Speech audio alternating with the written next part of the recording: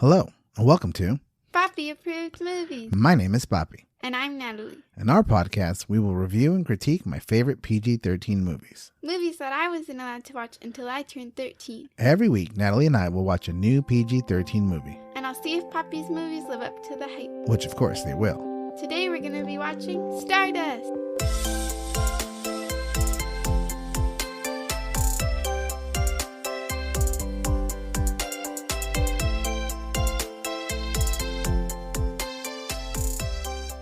Before we begin, there will be spoilers. If you haven't seen the movie and don't want it to be spoiled, press pause and come back when you're finished. Now, Papi, tell me the deets on this movie. Okay. Stardust came out in 2007 with a runtime of 2 hours and 7 minutes.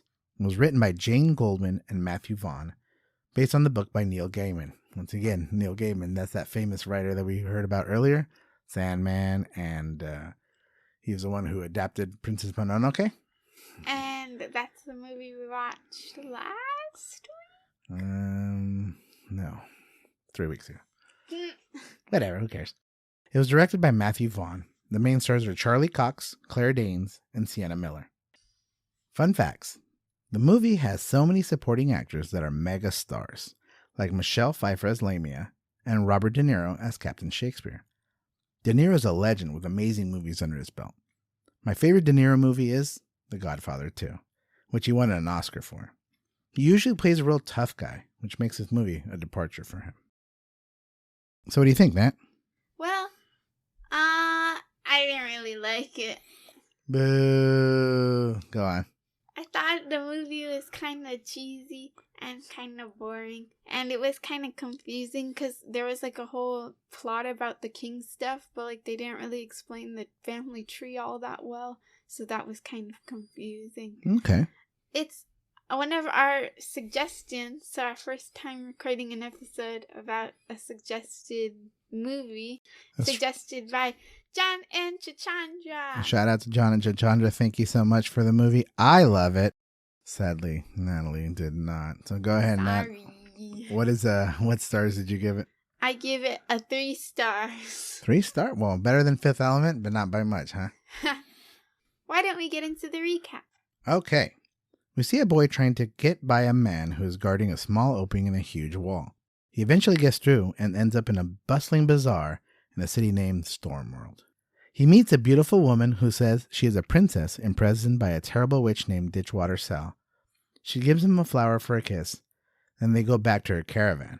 9 months later, a baby is dropped off at his doorstep. Inappropriate! It was like a stork moment, but there were no birds involved. They just dropped off a child. I know. And he was like, oh, okay. All right, then. He took it in. He's like, this is my baby. I'll read it. He had like no questions asked. No, he's like, I know what I did. Yeah, he lived up to his responsibilities. He's like, okay, I'll take this baby in now. 18 years later, the baby, now a young man named Tristan, is trying to woo a woman named Victoria. She flirts with him, but is not really interested. She looks down on him because he's a lowly shop boy. I don't even know why she's leading him on. Like, what's the point? What's the reason? Yeah, I don't know. I think she thinks he's cute. Because she kind of does flirt with him. But there is no... I don't know. Because she says that it'll never work out. Yeah. Yeah, you're right. I don't see what the point is. It's just useless. Maybe just for the attention. I don't know. I guess. Tristan persists, though, and he takes Victoria on a walk and a picnic. She tells him they will not end up together when a falling star falls down on the other side of the wall. He promises to bring her the star, and she says she will marry him if he brings it back. She can definitely tell now. She's like, he's never going to get past the wall, and he's never going to bring me the star. So, like, yeah, I'll just agree to it, and blah, blah, blah. That's so cool. I think that's her logic behind it. Kind of like I'm just sending him on a wild goose chase? Yeah. Yeah, maybe. But he only has a week to do it before she marries someone else. So she also gave him a deadline, right? Like, you got a week, otherwise I'm going to marry this other jerky guy that we saw earlier in the movie who beat him up, right, in the beginning of the movie. Yeah. Beyond the wall, we meet a dying king. Before he dies, he throws a royal ruby necklace out the window, which flies into space and then falls to Earth. Whichever of his remaining sons finds it will be the next king. And they also have a sister named Una, but traditionally only sons can be the heirs. The king dies, and the 3 brothers are off to go get the ruby. So that's the part that you were confused about? Yeah, because it was like there was 3 sons, but there was also like a bunch of ghosts. All the sons that have died, because there were 7 sons in total. And 1 daughter. And 1 daughter. What are the chances of that? I don't know. It happens, though. I don't know. I mean, it's just a movie, but I think it does happen, you know. Anyways, and so 4 of them have died, all because they kind of backstab each other all the time. Mm-hmm. We had 3 remaining brothers who were going to go chase after it to become the next king. 3 sisters witches see the falling star as well, and they want to go after it. The heart of a star gives them immortality. The lead sister, Lamia, uses the last star heart they had to become young again and started on a mission to retrieve the heart. So it's like they use the heart of the star, right? But that means they had already had like 1 successful like heart rippage outage for them to have eaten the star. Or at least we know at least 1, right? Because it could have been like they're like 5,000 years old for all we know. And they've been ripping star hearts for the last millennia. I don't know. Yes, disgusting. Tristan is off to retrieve the star, but is denied by the guard. Unlike his father, who just ran out and beat the guard. Which is like so funny because he's like, oh, would you look at that? I'm gonna leave, run! And then like he's such a bad guard. He just like was like, oh, I guess that's that. That's what happened with Tristan's dad. But when Tristan went, Tristan got beat up hard. Yeah. The dude was like doing karate on him and knocked him out. Tristan goes back home. He talks to his father and learns the true story about his mother. She has a letter for him with a magical chain and a Babylon candle, which can be used for transporting people instantly wherever they desire. She was like, I never opened it. Like, I just left it here. Like, what? Wouldn't you have opened it after a while? It's just like a big letter from most likely your wife that just kind of left you with a baby and then never saw again. Like, don't you think you would have read it for like some sort of advice on raising your child? I don't know. Maybe it wasn't addressed to him. It was addressed to the child. Right? So, you're saying you would have read it anyway. So like, you don't care. Yeah. No, I guess you're right. Because it's a baby. What's a baby gonna do with the letter? It's true. Anyway, so he got this Babylon candle, which will take him wherever he wants to go. He uses it to find a star and finds out that the star is a young woman named Yvain. I still don't know how to pronounce her name. I know, I was going to say that. Is it Yvain or just Vain? Yvain? I don't know. Because it's like vein, but there's a Y. So it's Yvain. Yvain. Yvonne? Yvonne? Let's call her whatever we want. It doesn't matter. It's okay. I'm going to call her Yvain because that's what I was thinking as I was typing it. Tristan imprisons Yvain so he can take her to Victoria. Rude much. I know. Slavery, hello. He tells Yvain that if she cooperates and goes with him to Victoria, he will use the remaining piece of the Babylon candle to get her to the sky where she lives. She's angry, but she agrees. I know she doesn't have much choice. He uses the chain on her and kind of traps her, so. After a little poisoning, we only have 2 brothers left, Primus and Septimus. They leave to find the star. At the same time, Lamia creates an inn near where Yvain will be to trap her. Yvain complains during the entire trip. She asks the rest and he agrees, but ties her to a tree. She escapes, though, with the help from a unicorn. There's just a unicorn walking around. He's just chilling. Yeah. It's, every time you're in trouble, a unicorn shows up. It's so random. And then she makes her way to Lamia's inn, which, she didn't think, but that's where she ended up going. And the unicorn's just like, all right, I'm just walking through a forest and, oh, would you look at that? It's a fallen star. I'm going to help imprison her. No, the unicorn freed her. But like still, the unicorn like took her all around and like she was like stuck with the unicorn for a while until she got to that inn. I'm going to say the unicorn was a hero. Definitely not Tristan, who would be the opposite of it in the beginning. That's true. Tristan is upset that Yvain escapes and runs into Primus and asks for a ride. He actually physically runs into Primus and gets knocked down. Primus gives him a ride anyways. Who's Primus? The brother. Oh, okay. Yeah. And they end up at the inn. So inside the inn, Yvain gets really comfortable, takes a bath, and is about to get her heart ripped out when Primus interrupts, asking for a room. Lamia kills Primus. Then Tristan and the unicorn come in and save Yvain. They use the Babylon candle to escape. I'd wonder why like the unicorn Because the unicorn's trying to help Yvain, as you think. I just think he's evil. But you said that the unicorn's trying to help. So why did it take for Tristan to come for the unicorn to burst in? Why couldn't she have just been... The unicorn have just walked in and been like, I know what you're doing. I'm coming here. And you're not going to get away with this. Was the unicorn in a stable? Was it stuck? I don't think so. It's a unicorn. He can get unstuck. It doesn't fly. It's not like a Pegasus. It has magical powers. You're probably right, yeah. I guess they can just walk through walls. I don't know. I mean, it does earlier. It does later. It does kind of crash through the wall to save her, so I guess you could have done it earlier. Tristan and Yvain end up halfway between each other's home, the clouds. They're captured by a ship of pirates who work as lightning catchers. Their leader, Captain Shakespeare, ties them up. During their incarceration, Tristan and Yvain are getting closer and falling in love.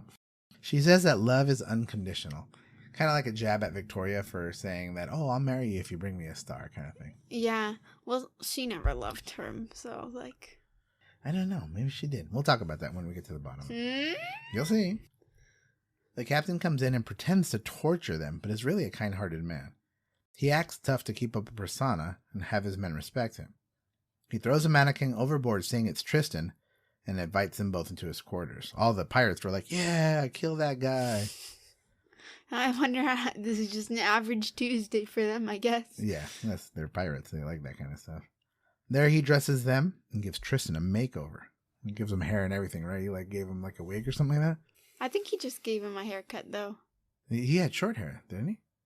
Did he have longer hair? I think he started with short hair, and then I think he gave him a wig, and then he cut his hair, to make it fit. I thought he had short hair in the beginning. I didn't know. And John right now is listening, going, oh, come on, guys. You should know this by now. The ship stops to sell lightning to a man named Ferdy. At the stop, Captain brings Tristan aboard and tells the crew that he's his cousin. So he takes him off the boat, and then he brings him back in, pretending that he's someone else. So they don't have any suspicions that it's the same guy that he allegedly threw overboard, which is more painful, I think, because they're in the sky, it's a sky ship, right? Yeah. So he would have just continued falling until he hit the ground and died. He wouldn't have drowned or anything. He'd just die. Yeah, he would just become. And then his body corpse will all be on the ground, and that's disgusting. Well, yes, death is like that. Murder is kind of disgusting. I agree with you. They don't recognize him because of his makeover. Captain Shakespeare teaches Tristan and Yvain to catch lightning, fence, play piano, and even dance. Yvain begins to shine brighter and brighter because of her feelings for Tristan. I also noticed that a big part of the thing is that, people found out she was a star because she was wearing a necklace. Why did she never in the movie hide her necklace?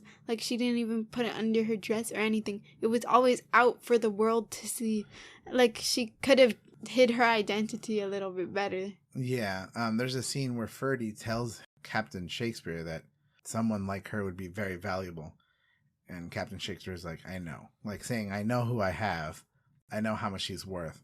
But I'm not going to turn her in kind of thing. Yeah. And I'm telling you, Robert De Niro in this role, you're not going to be able to watch much of Robert De Niro's movies because most of them are very hard R's. If you think falling from the sky and falling and dying, you should see Goodfellas or Casino or some of the other movies he's been in. He's very, very tough. And watching him in this role is pretty cool, man. You see someone who acts a certain way in a lot of movies, and then he kind of has that range to be kind of anything, And that's kind of how he acted in this movie, where he's this tough, hard guy to everyone else, but then he is truly just a nice, sweet guy. So maybe a meta thing, kind of, in the movies the real world, where he acts just the hardest, toughest guy, and a movie Taxi Driver. I mean, I can go on and on with the movies where he is just a tough guy. Even the movies where it's comedy movies, he's still a tough guy. And for him to be this, I guess it's kind of real life. Maybe he's a super sweet guy in real life.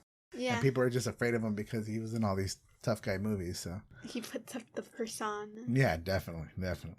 Eventually, Captain drops Tristan and Yvette near the wall. Not off the boat, but drops them off. On their way to the wall, they run into Ditchwater Sal, ask for a ride. She agrees when she recognizes Tristan's flower, She turns him to a mouse, and off they go. I like how the creativeness of the town names. Like in Princess Mononoke, their town was Iron Town. Yeah. Because they produced iron. There's nothing more. And here, it's wall. Nothing more. The town is just wall. Yeah. Because there's a wall. Because there's a wall, right. It's the world beyond the wall. Anyway, Sal changes him back and drops Tristan and Vane off at the bazaar that his dad went to 18 years ago. It's kind of like back to the same place. They profess their love, kiss, and spend the night together. Inappropriate part 2! I'm like, I hate how in movies people are like, oh my gosh, we're so in love, even though they like met for 3 minutes. But this movie, it's more understandable because they were like, it shows them through a period of time because they're going on this journey. It's not like they met in a day. Like, Fifth Element. He fell in love with her when she fell into his taxi, so. Yeah. Well, that's not very, very much of a week-long adventure with each other. I guess it's a nice Tuesday. Oh, would you look at that? There's a woman in my car. Natalie, that's how I fell in love with your mother, though. Love at first sight. So it's real, no. Natalie. You can ask your mother. It's true. No. The next morning, Tristan cuts a lock of Yvain's hair and leaves before she wakes up. It's kind of a weird moment. He kind of just leaves her there. He goes across the wall and tells Victoria he does not want to marry her. Victoria's a little upset about it. This is what I'm saying. Like, maybe now that she doesn't have control over him, maybe that's why she's upset, but she seems a little jealous. I think the reason why she's jealous in this moment is because he gets into a fight with, what was his name? Humphrey, which is the other dude. And then he wins. And she's like, oh, he's not the best out there. This Tristan guy is actually better. He's a better fighter. He's like stronger.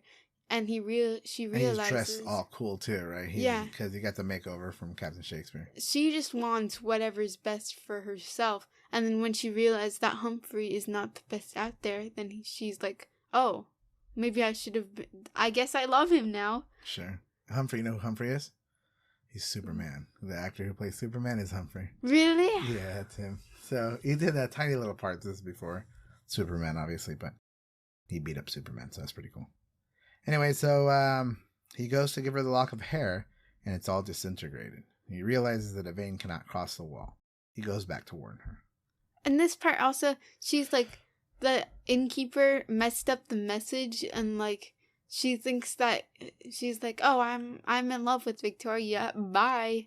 Yeah. And then like, that was really messed up though, because he was just asleep, and then he's like, all right, give me a message, and he's like, I don't know what's going on.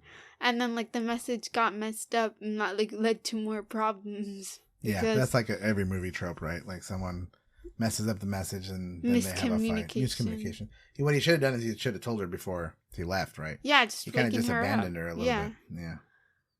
Yvain wakes up in an empty bed and is very upset because she thinks Tristan has left her for Victoria. She starts walking to the wall.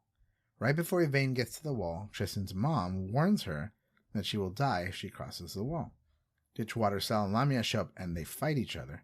Lamia kills Sal and takes Tristan's mom and Yvain to her sister's castle. Tristan comes too late and chases after them.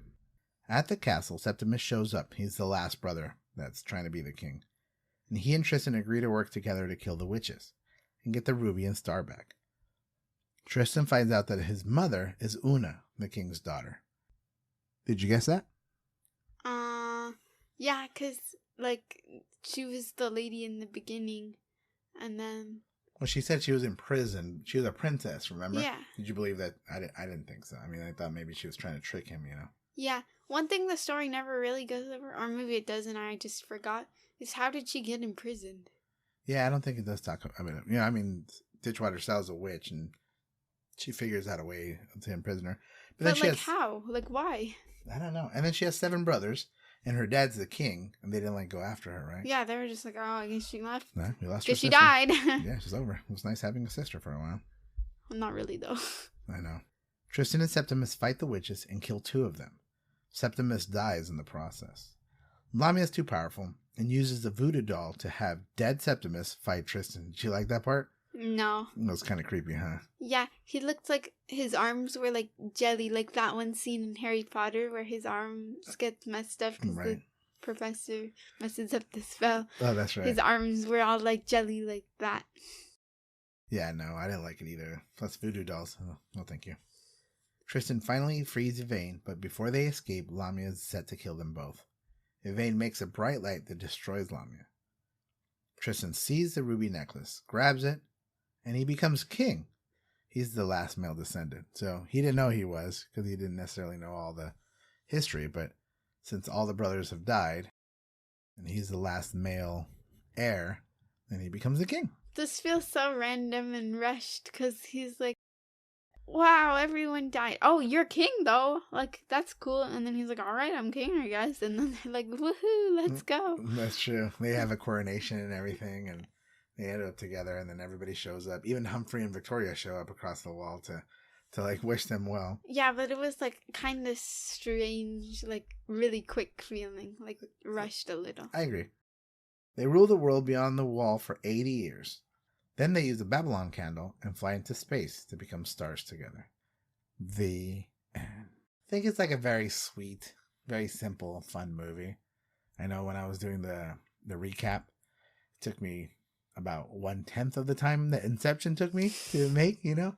But I thought it was really cute. I liked it a lot. It really is one of my favorite love stories because, like you said, it was earned, right? They didn't just fall in love just by... Like A Knight's Tale, when he just sees her when he's riding his horse, and he's like, I love her. You know, yeah. They actually didn't like each other in the beginning at all. He was only in love with Victoria, and then they grew to love each other as they got to know each other. So, yeah, that's better, I think. yeah, I think so. And then he realized Victoria ate all that. Like, no, she's not. She's just greedy, and he realizes that because Yvain teaches him that, like, why would she need proof? And he's like, he kind of had a moment of realization, like, oh, she never really cared. Also, he was like, he kept saying, I'm not just a shop boy. I can do anything. I can be anyone. And with Yvain, he was anyone. He was this cool guy who knew how to fight with swords and dance and just be adventurous. You know what I mean? Yeah. So I wonder if he because even Captain Shakespeare came to the coronation at the end. Yeah. I wonder if they ever just hung out anymore. If he ever went on the ship and caught lightning with them or something like that. I wonder Probably. if they continue that relationship through time, or maybe like he became like the king's advisor or something like that. So. All right. Could this movie still be made today? Well, some things are kind of bad. Okay, let's hear it. So first of all, the whole slavery situation, he just kind of slaved her and was like, ha, you're mine now. How would you look at that? You're on a leash. Right. It was against her will, right? Yeah, and that was pretty bad. And then that was not the only slavery, because the mom, Princess Una, was also enslaved. You know, the one thing though, okay, so slavery is terrible, always, 100% right. We can't confuse Ditchwater Sal for a good character or a good person. Yeah. She's not the hero of the story. She's one of the villains, right? Yeah, but they also, for Tristan's case, they painted him as the hero, and a hero shouldn't have slaves. Agreed, 100%. I'm with you there, right? He shouldn't be painted as a good character. Yeah. If he's like, you're mine now, ah ha ha ha. You know, we realize that some of the things you say that can't be made today, people do horrible things because they're horrible people.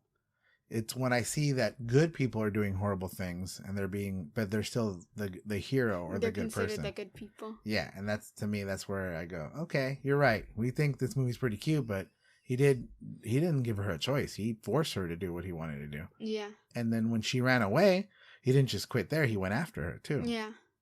Yeah.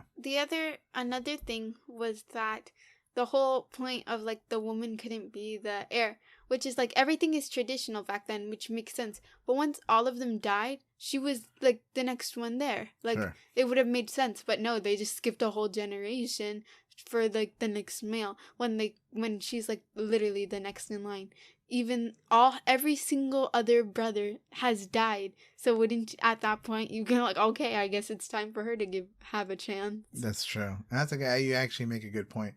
For Captain Shakespeare, when he's teaching them all the stuff on the boat, he primarily teaches Tristan how to fight and do all the traditionally manly stuff. Sure. And then Yvain how to dance and play the piano and like do all the like what you need to be for a woman at that time. Right. Captain Shakespeare, all of that was kind of not problematic, but odd. And I'll tell you why. Because first off, he's pretending to be tough for the guys, but then he is like a kind, he loves art. He loves to dress up. There's also a scene where he dresses up as a woman and dances and has a good time. And his crew sees it, knows it's what he does, and they don't care anyways. Yeah. So I thought that was kind of like, the crew could have like mutinied right there and attacked them. But I thought that was like pretty cool that they just didn't care that he was like that. But the sad thing was that he had to hide being like that, because if he didn't, I think he thought he wasn't the fact respected. that he was like, in order to be respected in his eyes, he needed to be manly and strong and tough and mean. Yeah, exactly. And torture people. And then there were a lot of innuendos that when he was taking Vane back, that he was doing bad things to her. Yeah. And then everybody's like, yeah, you do that to her, right? Yeah. Because, they're awful pirates and this and that. But he had to pretend to be doing these horrible things to a woman. So that in order for what he thinks is what his respect. Yeah. Is respectable. Yeah, that's true. And they called him a whoopsie. Called him a whoopsie. Yes, you're right. There was that scene, which I think is probably a derogatory term for maybe a homosexual. I think that's what they meant by it. Yeah. But they said that they didn't care that he was that. So, which is a little better. Where they knew the whole time, they just didn't care. So it's not like they found out. I think they knew the whole time, and then they just...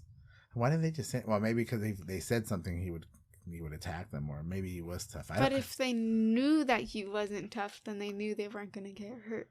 Yeah, I don't know. But you're right. They just left him to live on this fake persona of himself. Yeah. Anything else about that? Nope. Does it pass the Bechdel test? It does. Okay, let's talk about the Bechdel test real quick. Should I keep explaining the Bechdel test? I think by now. Yeah. Okay. Bechdel test is... So we can go through each category. All right, Bechdel test is kind of like a test to see female representations in movie. It has 3 criteria. First criteria is there are 2 named females in the movie. Yes, there's more than that. There's Yvain, whatever her name is. There's Princess Una. There's Lamia, Morma, and Apusa. Okay. Ditchwater Sal. And Ditchwater Sal. Yeah. Victoria.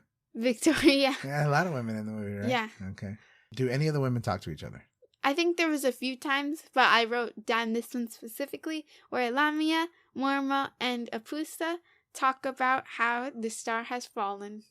Right. And do they talk? And then the last thing is, do they talk about anything other than a man? And you just yes, because they talk about the star, which is a woman. Should I do it? Yeah. All right. So it does pass the Bechdel test. We bought new equipment. My birthday passed. Can you hear it? I know. I hope so.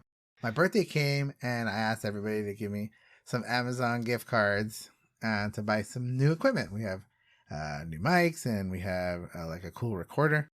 And now it has sound effects. Before that, we had a couple of episodes that had sound effects, but I put those in post and editing. I don't know if I did a good job. But anyways, now we have sound effects, and I can just press a button.